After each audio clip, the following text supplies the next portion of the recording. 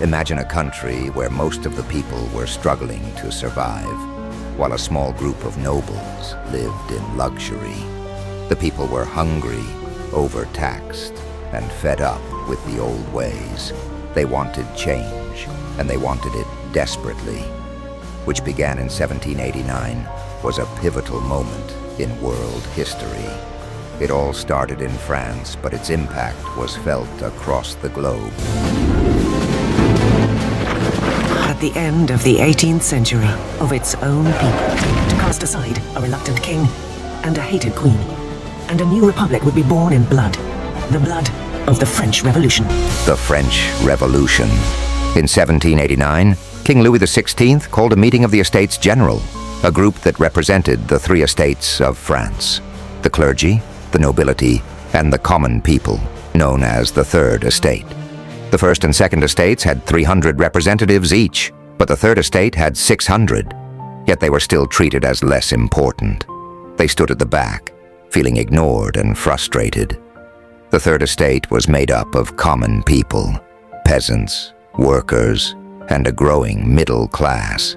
They were tired of being treated unfairly and wanted a voice. They believed that everyone should be equal and that privileges should not come from birth. When the king refused to give them fair representation, the members of the Third Estate walked out of the meeting in protest.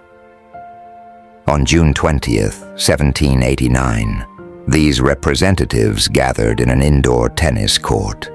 They declared themselves the National Assembly and took an oath not to leave until they had written a new constitution for France.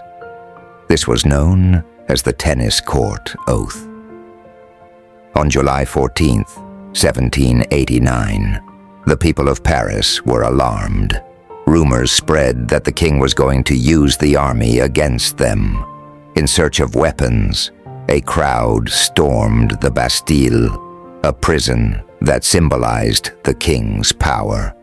They wanted to show that they would not be oppressed anymore. The fall of the Bastille became a powerful symbol of the revolution.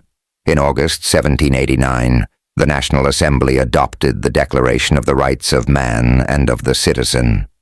This document proclaimed that all men were born free and equal in rights. It was a bold statement that challenged the old ways of thinking. As the revolution progressed, it turned more radical. People demanded even more changes. The king was seen as a threat, and in 1793, he was executed by guillotine. This marked a shift towards a more violent phase of the revolution. During the Reign of Terror, led by Robespierre, thousands were executed.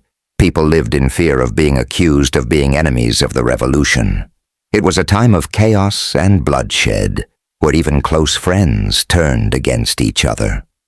In July 1794, the tide turned.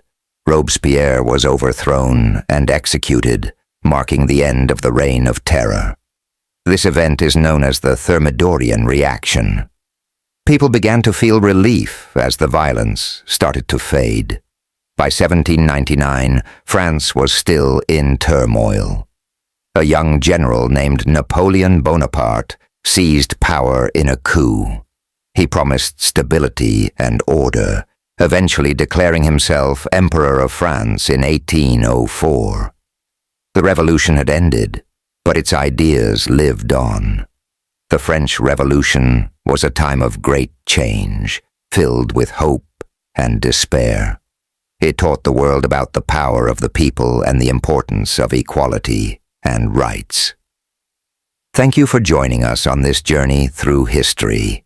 Don't forget to like and subscribe for more stories from the past.